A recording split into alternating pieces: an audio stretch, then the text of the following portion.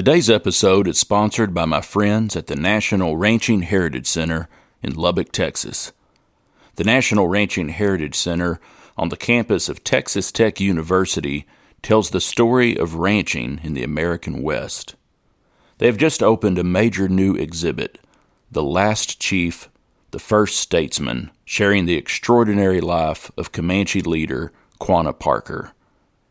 Born the son of a Comanche chief and Cynthia Ann Parker, an Anglo girl taken and raised by the tribe, Quanah grew up hunting on the open plains before rising as a fierce defender of his people. In adulthood, he became a respected statesman, building relationships with U.S. leaders, protecting tribal lands, and guiding the Comanche through sweeping cultural change. In addition to Quanah, the exhibit also tells the story of his mother, Cynthia Ann, whose life crossed cultures and challenged expectations. Rare artifacts, including a peyote staff marking Quanah's spiritual leadership, a buffalo bone pierced by an arrow, and intricately beaded regalia, bring these stories to life while honoring the resilience and artistry of the Comanche and other Plains tribes. You can see the new Quanah Parker exhibit in person at the National Ranching Heritage Center in Lubbock, Texas. Plan your visit at ranchingheritage.org. I'd like to start today's show with a poem by my friend Red Stegall entitled The Bell on Old Blue. Today's guest, Bruce Greene, created a beautiful bronze sculpture that was based on this poem. Here's The Bell on Old Blue by Red Stegall. Let me tell you a story about a tarnished old bell, one we'd all like to hear ring again. A graphic reminder of the glorious West and of horses and cattle and men. It hung round the neck of an old goodnight steer, the big one the cowboys called Blue. The colonel had got him on the Bosky from Chisholm in the winter of '72.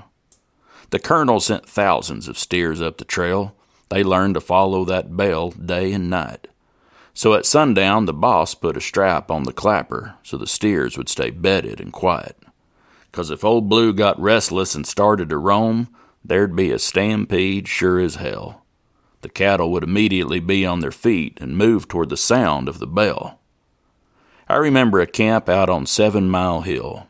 In the distance were the Dodge City lights. About midnight it started to storming like hell, and lightning balls danced in the night. The boss yelled, "Find Blue and undo the clapper. Get him up. String him out on the trail." Blue swam the river, headed straight for the yards, with 2,000 steers on his tail. Well, the rail cars were loaded and we headed her south. The boys stayed in Dodge, except a few, like me and Frank Mitchell and Club-Footed Jack. We took the wagon, the remuda, and Blue. The sky seemed lots bluer back out on the trail, through the range where buffalo roam, and where the dust devils dance their waltz with the wind. Old Blue was a-leadin' us home. Blue was turned out at the Kittiquay Ranch, like a gentleman pampered in style. But we'd occasionally neck him to an old outlaw steer. Blue loved that. He'd drag him 10 mile. When the Lord called old Blue up that trail in the sky, the colonel had us cut off his horns. He said, "Blue don't need 'em, and they'll remind us of him, and trail drives, and stampedes, and storms." Well, we still work cattle. We don't trail 'em to Dodge, 'cause fences now stand in the way. And the colonel, he's riding that trail in the sky, but his cowboys still brand the J.A. As I reminisce, I'm reminded that I am one of the fortunate few who's had the privilege of hearing a night herder's song and the sound of that bell on Old Blue.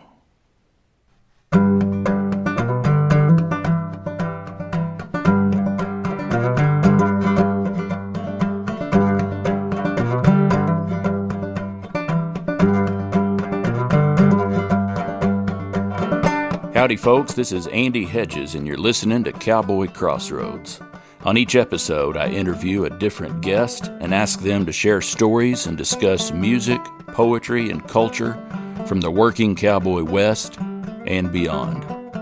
My guest today is cowboy artist Bruce Greene.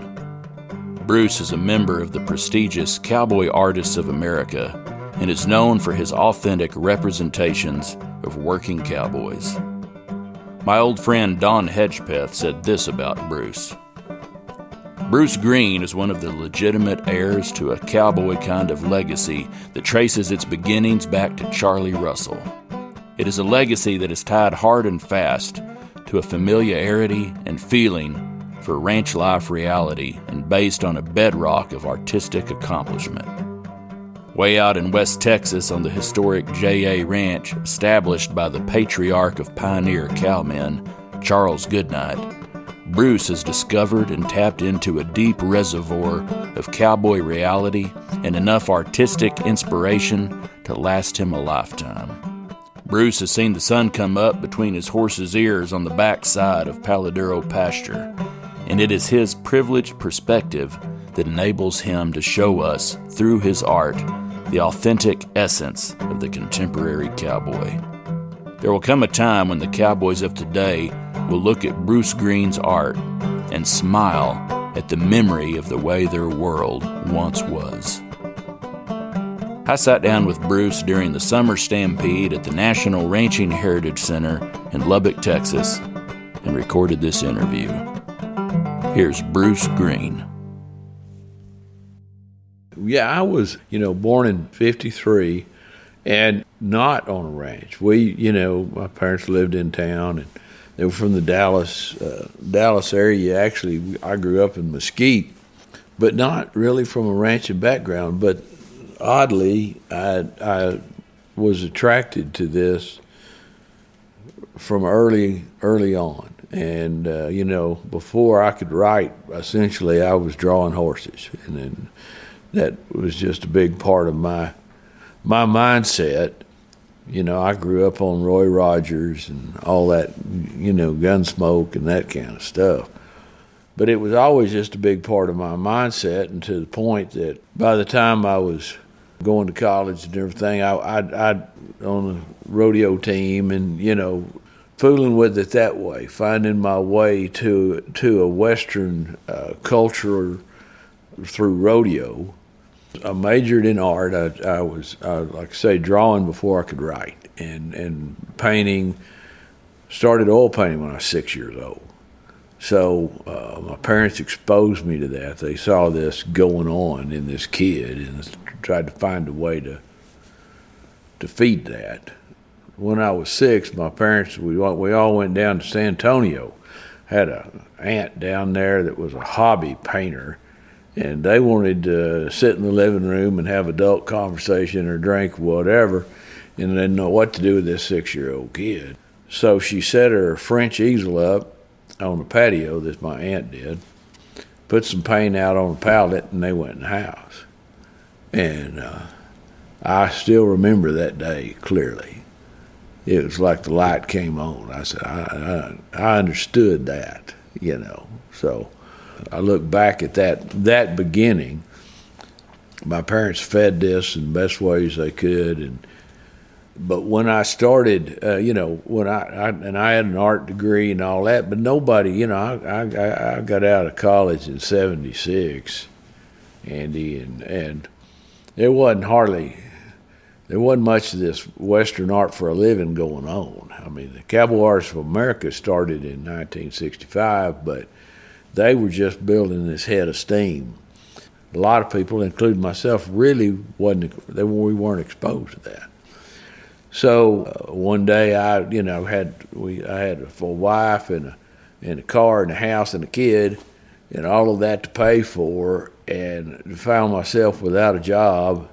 And somebody said, well, there's a deal on election day that people their crafts or whatever, they set it out on tables around the courthouse and over in Rockwall County. So I did up some things, and not anything very much, but took them over there, and I sold 6 pieces that day for $132.50 total. But that was the start. I mean, we went and bought groceries, and somebody said, well, there's a show art deal in some mall someplace next week.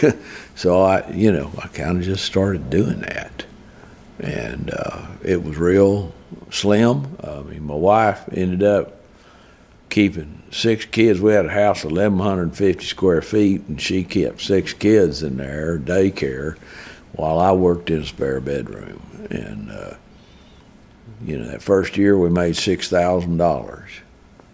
But we made more at the end of the year than we did at the first, so it was kind of, we thought, well, we were optimistic. We thought, well, maybe let's try it another year. And it kept going, it kept getting better. About 1986, Cowboy Artists of America, they had opened a museum in Kerrville, Texas. It was a museum dedicated to Western artists, specifically the membership of the Cowboy Artists of America. And they started doing 3 or 4 seminars a year, week-long seminars. And members of the CA were teaching them. Well, I had a collector that dared me to go down there and paid for the class. So I went, and I learned more in 1 week than I had learned in nearly 4 years of getting a college degree in art. Robert Pummel, was teacher down there, and he was using terms, and everybody in the class seemed to know what he was talking about, the terms that he was using to talk about, to instruct this thing. And here I am, so I may have been the only one in there with an art degree, and I didn't know what he was talking about. But I took a lot of notes, and he had handouts, and I probably still have all of that today. But I kept my mouth shut. I was too embarrassed to ask questions. But I went and took all that material home, and I went over it and over it and over it until I gained an understanding of what he was talking about. And so I then took every class they offered down there for 7 years. In sculpture or painting, whatever they were teaching, I took everything. Then after that 7 years, I was elected to membership in the Cowboy Artists of America.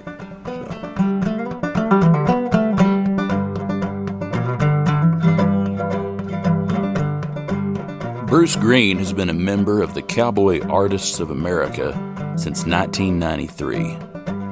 I asked Bruce to talk about the process of becoming a member of that prestigious group.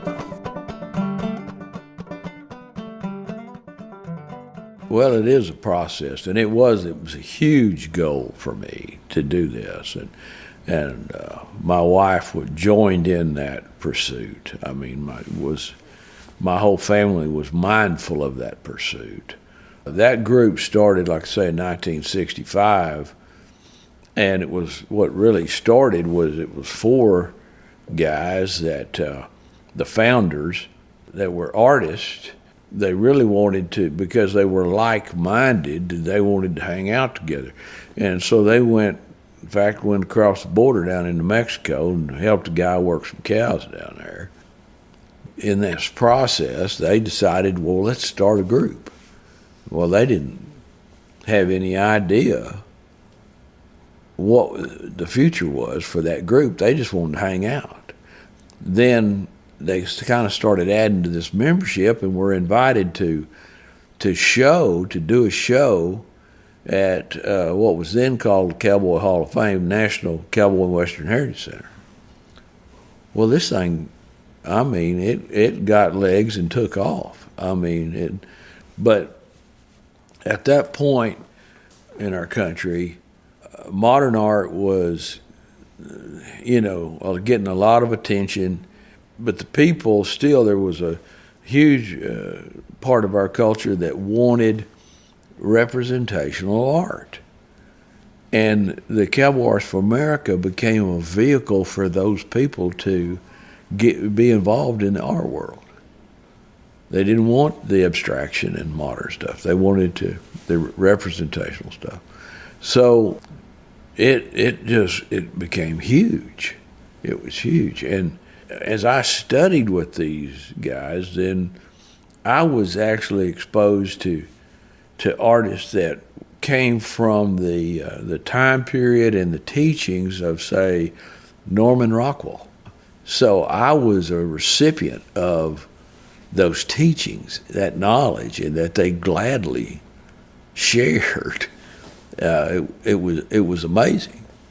So, and so I did all that, and I applied, and that process is tough.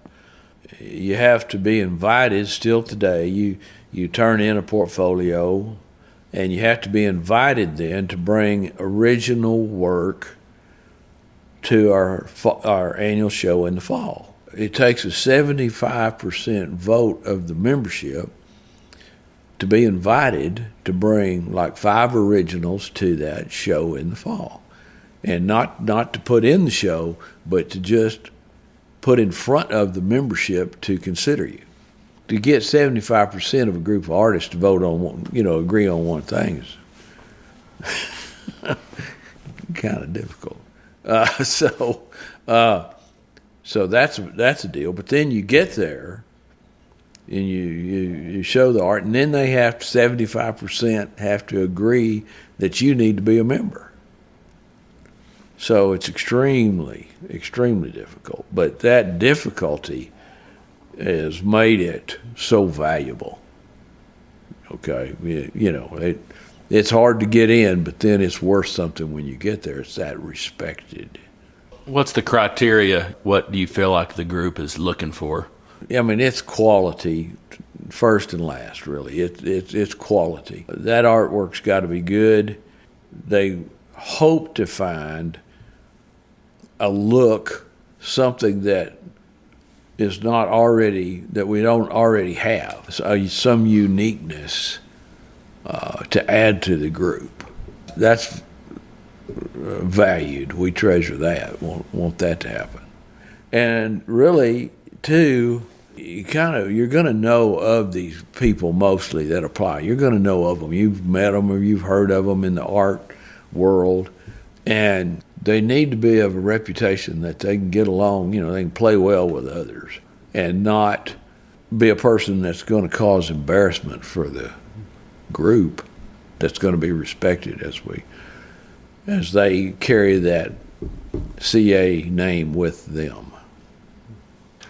The authenticity in the way they represent the working cowboy and ranching culture in the West, I know that that's also of foremost consideration.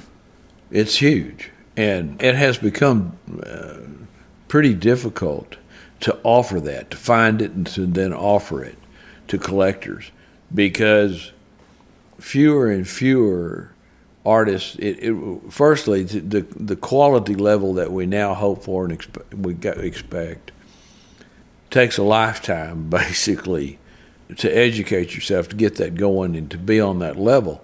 So they haven't probably had time, if they even had the opportunity, they didn't have time to be working cowboys.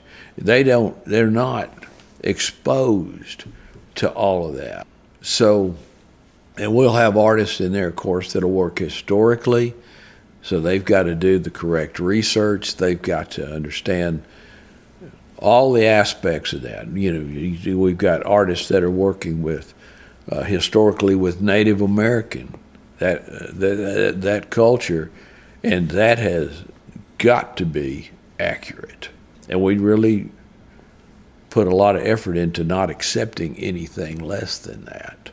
The public's not aware, basically, but in our process, in our show, we have an anonymous committee every year that jurors the work that goes into our show. We self-discipline this thing. We check each other. And it's not unusual, and I've been on that committee many times, and it's not unusual to say, hey, you need to take another look at this. We feel like, this could be corrected. This could be more accurate than it is. So every member has to be willing to be subjected to that process.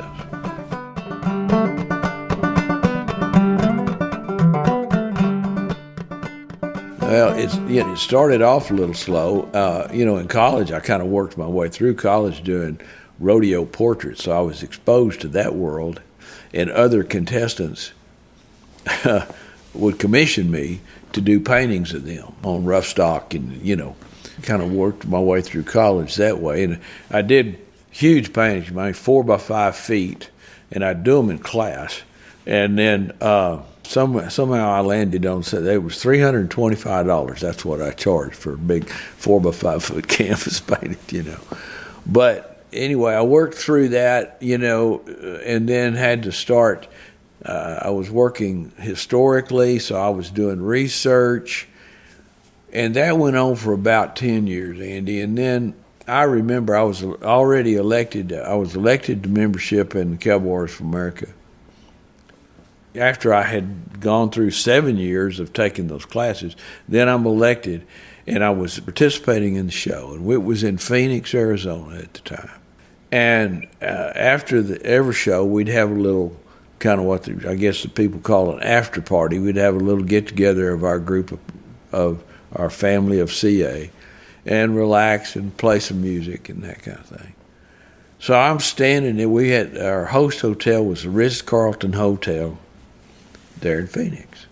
And I remember I was standing in the doorway of this room where were meeting, getting together, and Red Stegall was standing there, and we got to talking. Red's an honorary member of the CA from long before me. And we got to talking about family history, and I think maybe he said something about Clarendon, Texas. And I said, well, my family was from Clarendon, Texas. He was talking about the JA Ranch. He said, well, we're going to the JA, or some of us going to the JA Ranch, going to help with the branding in the spring. You ought to come go with us, because I was connected to that. That was in 1998, and I went there. I was a big fan of just keep my mouth shut and watch and learn. Try to be careful to stay, not cause anybody any problem, not be in the way, but watch and learn. And was fortunate to have that opportunity. I was fortunate to ride some good horses. One thing I figured out real quick is I wanted horses that grew up in that country. I wanted ranch horses that knew that kind of rough country, could get me around to see the things I needed to see. I started trading for ranch horses that way. That was a big help.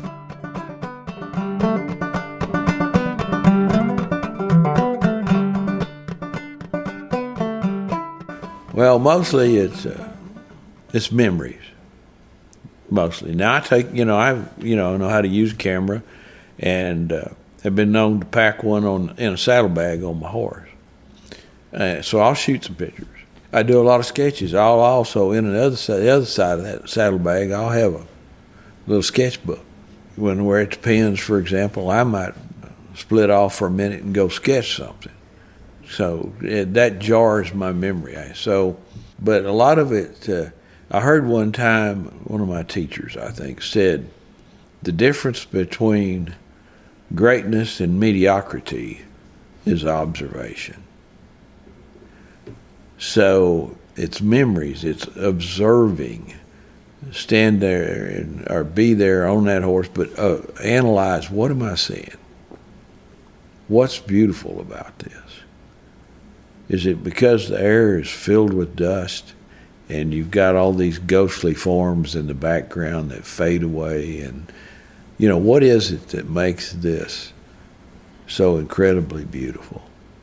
And try to hang on to that in my head. And so a lot of what I do starts there and then is supported by photographs and sketches. I do a lot of plein air work. That's the plein air is simply work that's done from life. And so I go outside where I live now, but also on the big ranches, the JA or the Sixes, and I'll set up an easel out there and paint landscapes that, okay, this is what this, more than what the camera shows me, this is what I see here. Because cameras are a wonderful tool, but they're not always accurate. So this is what I see here.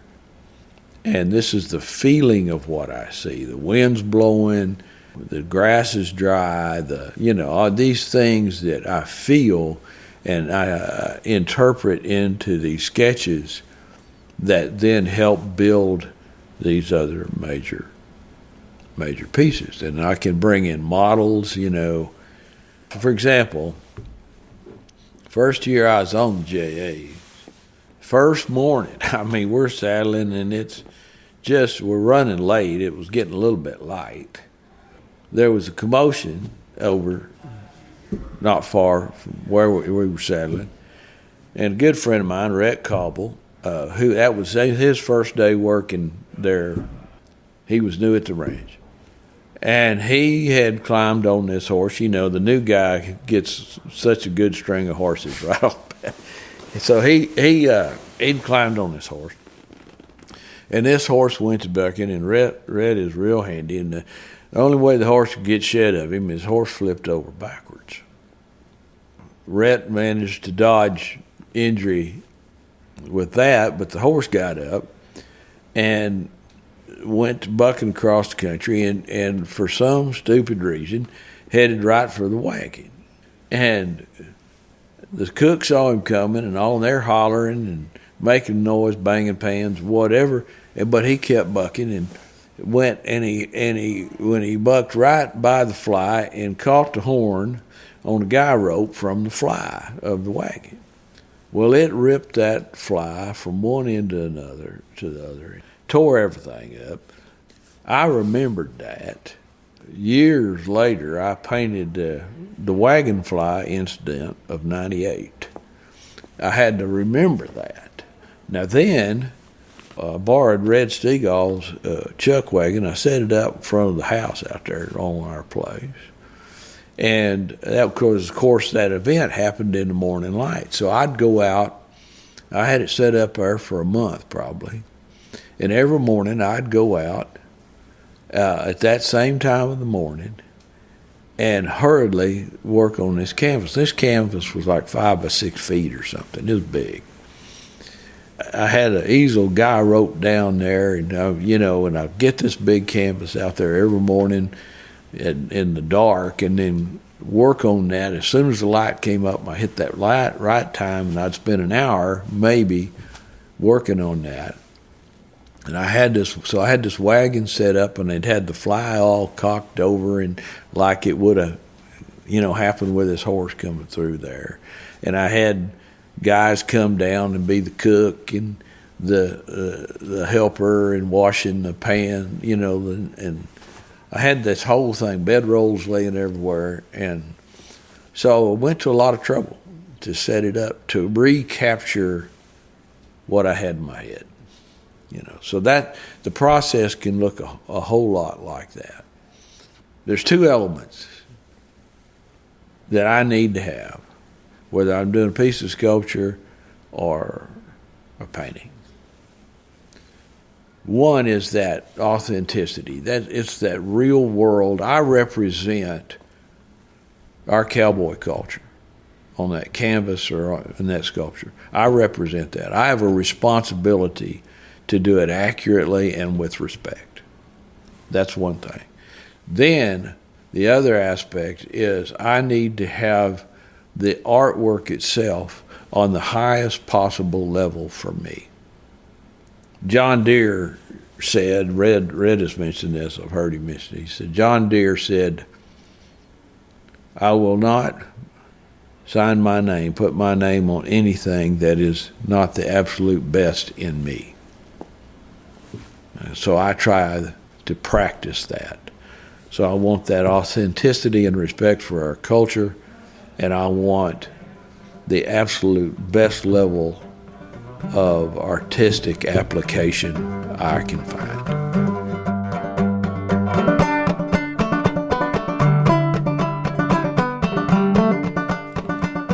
In 1991, the cowboy musician, author, and expert on cowboy art, Don Hedgepeth, wrote this about the future of cowboy art. I expect the cowboy art tradition to survive. The inspiration is still out there, but an artist won't find it in his studio. It lies at the end of dim trails and dirt roads all across the range country, in remote cow camps where the men and the horses are still tough and a little wild, and in a lonely shack where an old man sits and waits and wishes for someone to tell about those sunny days when he was young and brave and free.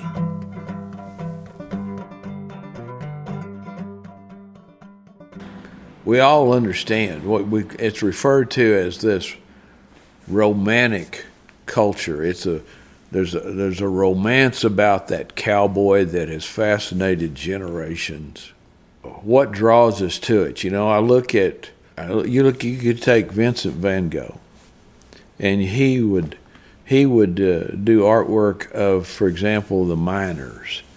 And if you look at it, his drawings, what you see that these people he almost melts their feet into the environment, into the ground, the colorations and the textures and that environment. They are one with this place, this lifestyle. Artist from back the turn of the century, Spaniard Joaquin Sorolla is one I study more than any probably, and he did a lot of paintings of the aristocracy of that time and in Spain, but his favorite thing to do was to paint the fishermen along the coast, and that was the common man, and to paint them and the oneness they are with their environment, okay? And that's the way I see our cowboys, our ranchers, and not just the men, but the women, the children, the families. They become a part of that world to the point that the colorations I see, and I do these paintings, the colorations that I apply for the landscape are very much a part. They're used in those figures. The horses, you can be out there in that dust and working, and a gray horse becomes a whole nother color when you get enough dust on the cattle, and but they become one with that environment. And to me, it's a beautiful environment. To me, it is. It's unique. It's honest. I love the nature of the people, the respect in which they treat other people. You know, I've seen people of our time, women. Let me say, just be honest. Women of our time jump somebody's case because they said, "Yes, ma'am," "No, sir." They treated them with respect. I love that. I want to treat everyone with respect. If my 3-year-old, 2-year-old granddaughter asks me a question, I will answer her yes, ma'am, or no, ma'am. Not because she's older, but because I respect and love her. Okay, and the people of this culture have a tendency towards that, and they have a tendency towards a huge work ethic, self-discipline, the integrity to work and give an honest day's work. I find that beautiful in people. And honestly, they may not show up at church every Sunday, but they will very often realize the opportunity to worship in that place they're at. And I love that too.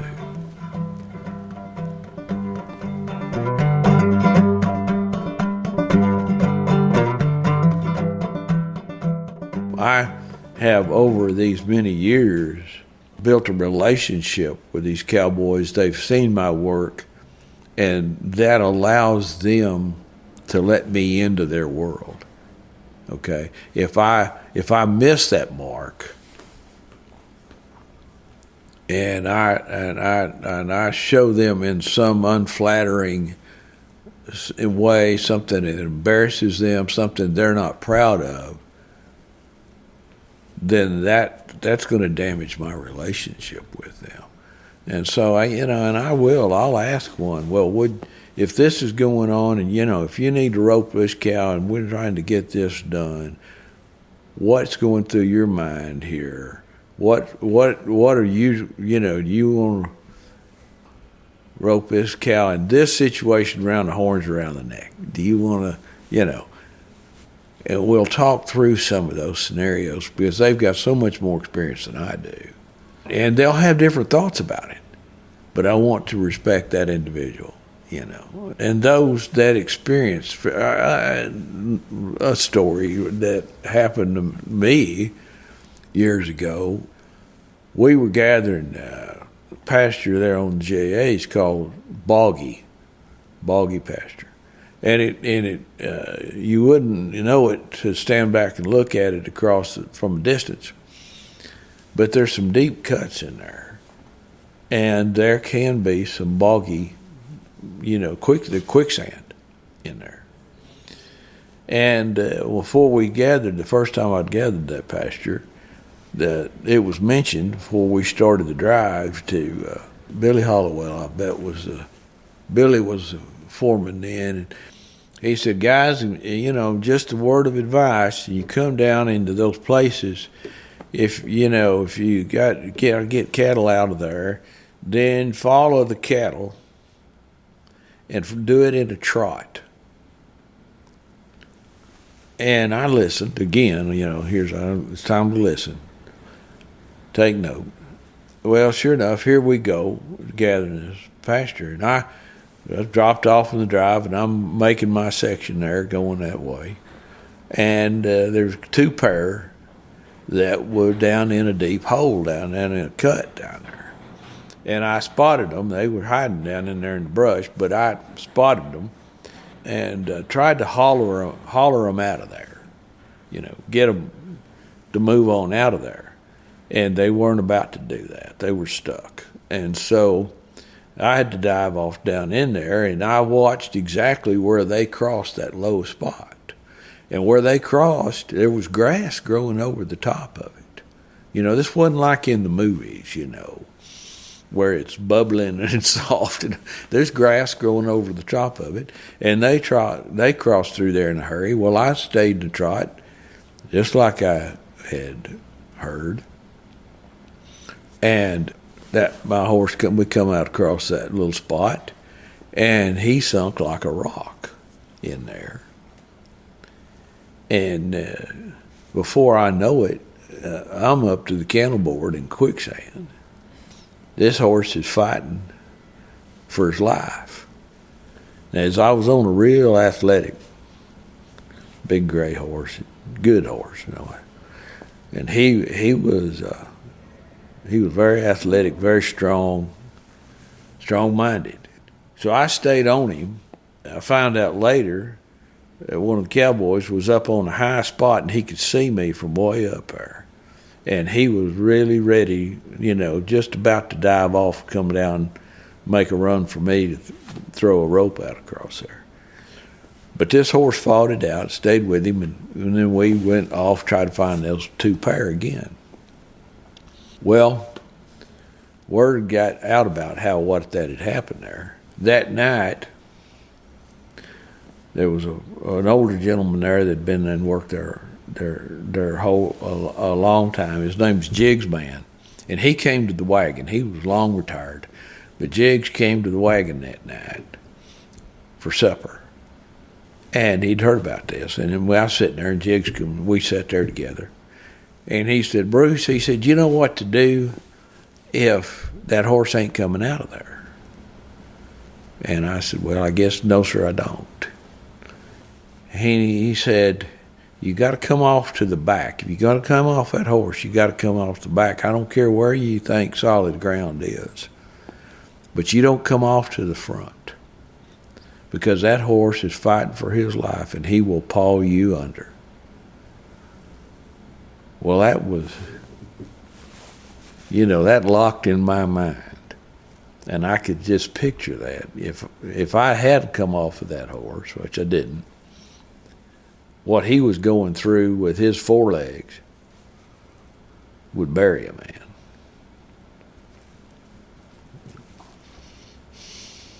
Real advice from somebody that's lived it. And I'll still cross those spots in the trot, I guarantee you.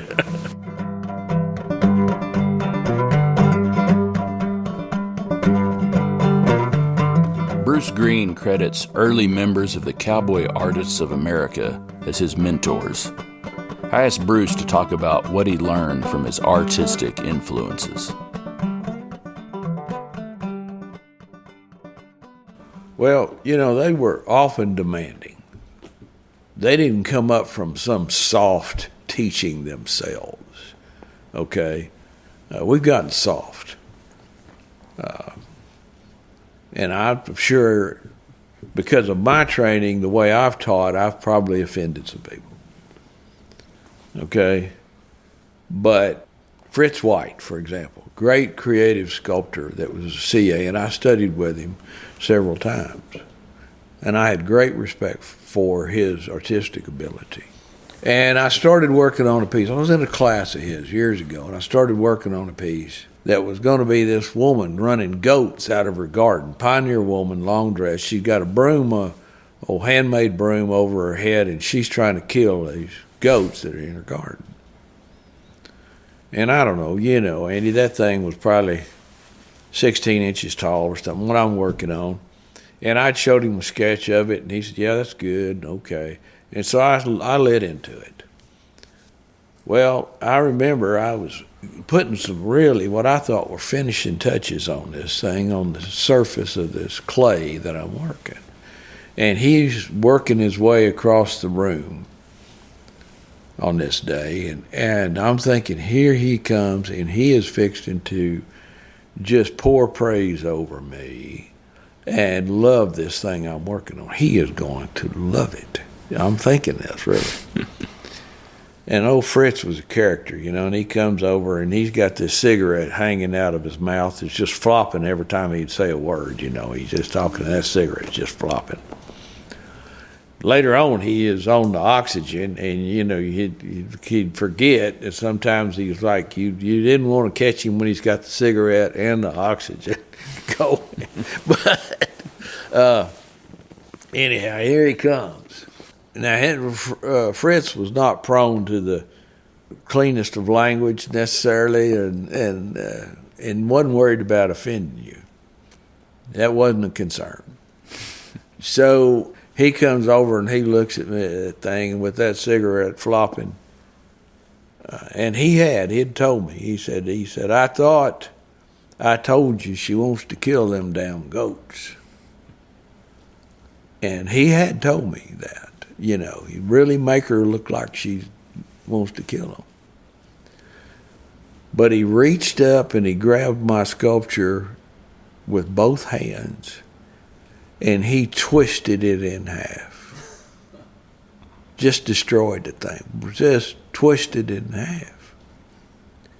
But what he was trying to do was trying to show me that if I had twisted her more through her body motions, that I would show more anger and determination in her movement, and would communicate that anger. And he was exactly right. And I showed that piece when I was elected to membership. I showed it to the group as one of the 5 I brought. when I was elected to membership in the Cowboy Artists of America. He was right. Okay, and I tried to hang on to that teaching, but he wasn't anything nice about how he approached it. But the important thing was the lesson. Now, some of them, Howard Terpning, Ken Riley, beautiful, they're a lot nicer, One of the great lessons I had came a few years later, and still in the 80s, though. And I went and I looked at the L.D. Brinkman collection that was in Kerrville, Texas. And there were some Tom Ryans in there. And he had one, I don't know, I think it was called Stargazer or something, but it's a cowboy laying in his bedroll with his hands under the back of his head there, and he's looking up at the stars. His boots are on the end of his bedroll, and he's got a night horse staked out. And I looked at that thing, and I mean, tears start rolling down my face. That was the most beautiful. I still can't hardly talk about it. It's just so beautiful. And everything Tom did was just amazing. And so some way I finagled his address, and I sent him pictures of some of my work in a letter and asked him for help. And in the return mail, I got a letter back from him. He said, yeah, come on, Well, he was in Midland, Texas, and I was there at Mesquite area, my wife and all that.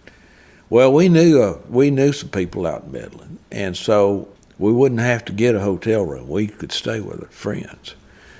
But we didn't have a vehicle that I trusted to drive from Mesquite to Midland.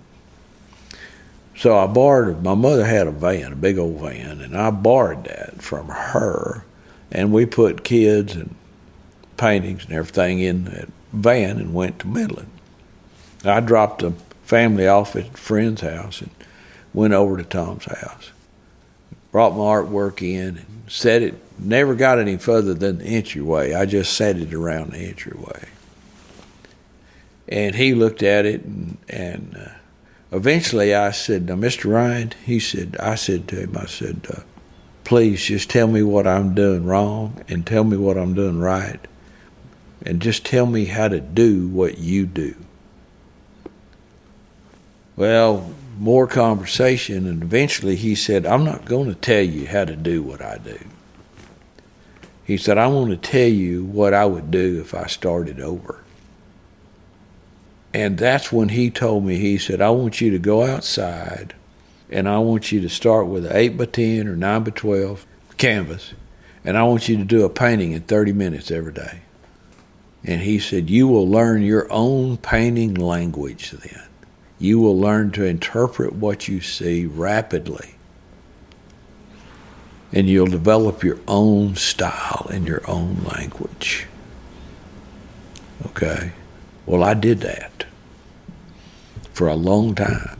And I would run out of time during the day, and I would sometimes paint in the moonlight, which is where I still today do nocturnes that are gathered from that experience. But it do exactly what he said, and I still today, and I mentioned a while ago, that Wagonfly incident of '98 was done so much from life. And that painting, what 5 or 6 feet or whatever it was. When you're doing that, you can't work for very long. He had suggested 30 minutes. But if you're out there in the day, you can only work a maximum of 2 hours. Because the light, by then, the scene has changed. The light has moved. And it's a new scene. It's a new picture. But in 2 hours, I feel like, I was an athlete. I was a football player and all that. It's almost like you played a ball game. The energy that it's expended to do that, to experience that, to apply that paint, to do it as rapidly as you can before the thing changes, and it's all moving, the wind's blowing, the light's moving, the people, the animals are all, the world moves. It's alive. But I want my paintings to communicate that.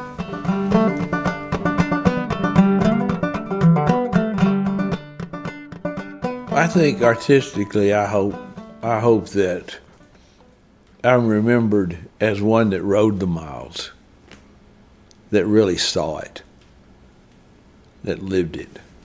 I've been so blessed to live that, to cover those miles with those guys in that big country. All of it, to sit at the table with them, to share a part of their life, to really experience it. And I hope that that's recognized, that's realized, that those depictions come from experience. They're not made up. That's what I see. We look back historically to Remington and Russell. Russell's the one that rode the miles and showed you what he saw, what he remembered. I want that kind of communication to come from my work.